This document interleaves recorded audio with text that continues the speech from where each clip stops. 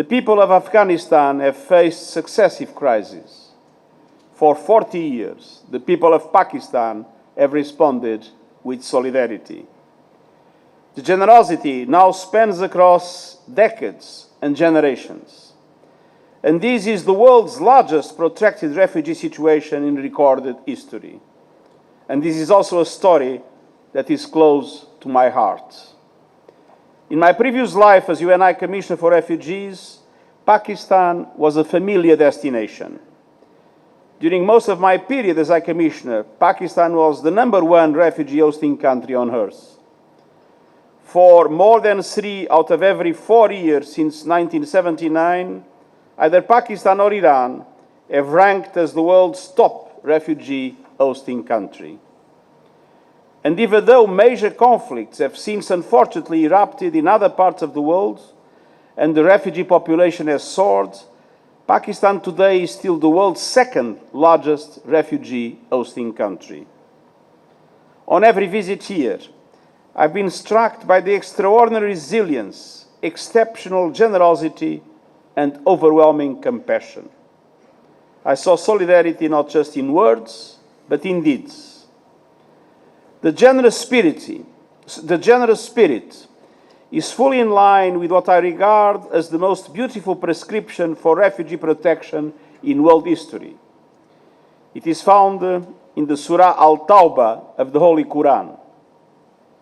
And I quote, "And if anyone seeks your protection, then grant him protection, so then he can hear the words of God. Then escort him where he can be secure." End of quote. This protection should be accorded to believers and non-believers alike, in a remarkable example of tolerance many centuries before the 1951 Refugee Convention that defines, in a modern concept, refugees and the protection they deserve.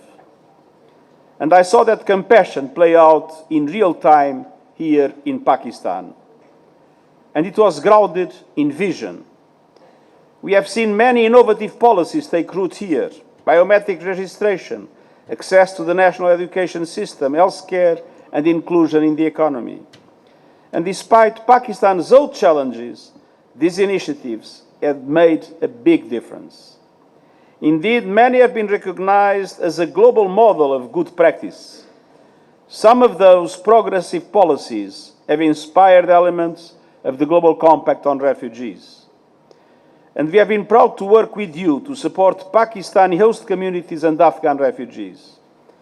We have done so through integrated humanitarian and development actions across the country, alleviating the burden on Pakistan's national public service system and helping Afghans sustainably reintegrate back home.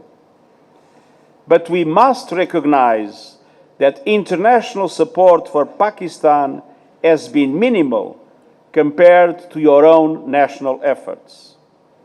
As we look to the challenges ahead, the global community must step up. On the one hand, we mark 40 unbroken years of solidarity, but we also despair at 40 broken years of hostility. The Afghan conflict drags on, and we see the deep impact of the protracted nature of conflict, poverty, and forced displacement. We know the solutions lies in Afghanistan. And I hope the signals of a possible pathway for peace will lead to a better future for the people of Afghanistan. I see with us Ambassador Khalizad, and I want to strongly encourage to pursue the way of peace. And you can count, and the Afghan people can count with the United Nations to support the efforts for peace. We don't seek any protagonism. We are here only to serve. The Afghan people need and deserve, finally, peace and prosperity in full respect of their human rights. I want to reaffirm that the preferred durable solution for refugees has always been voluntary repatriation in safety and dignity to their country of origin. And this is also true for Afghan refugees. Our efforts on return and reintegration, led in large measure by UNHCR, are aligned with the Afghanistan National Peace and Development Framework.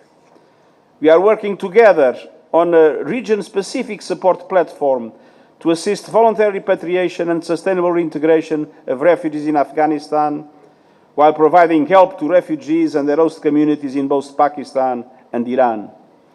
And our aim is to galvanize more resources and more investments, widen the circle of partners, and forge stronger linkages between humanitarian, development, and peace investments. And youth empowerment must be a special focus. We need a renewed commitment.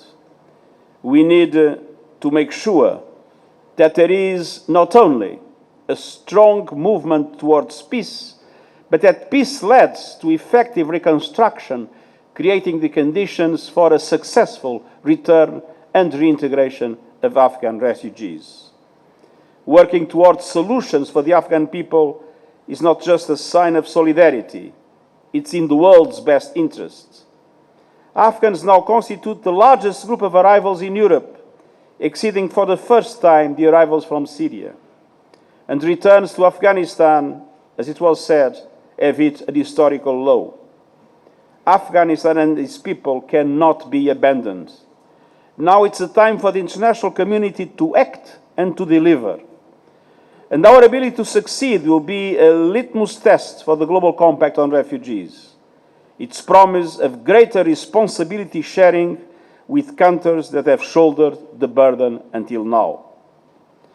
Peace efforts leading to intra-Afghan negotiations will pave the way, but sustainable peace and security hinges on better integrating our work on humanitarian, development, and peace efforts.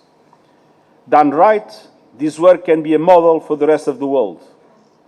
We must be realistic. We know big challenges lie ahead, but the message of this conference and the presence of so many senior government officials from all over the world is a testament of hope and commitment to a new partnership for solidarity and a better future for the people of Afghanistan and Pakistan and for the world. Shukriya.